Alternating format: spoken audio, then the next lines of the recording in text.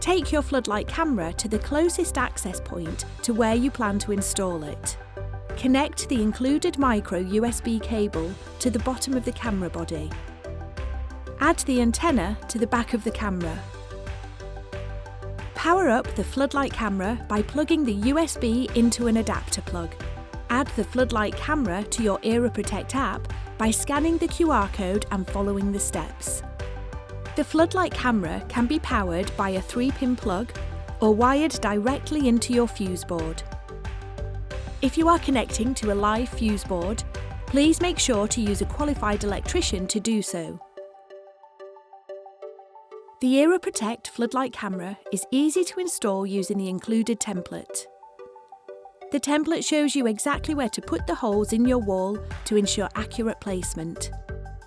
Please make sure to leave your earth wire considerably longer than the live and neutral wires. Attach the base to your chosen wall and then connect the camera wiring before mounting the camera to the base using the supplied hex key.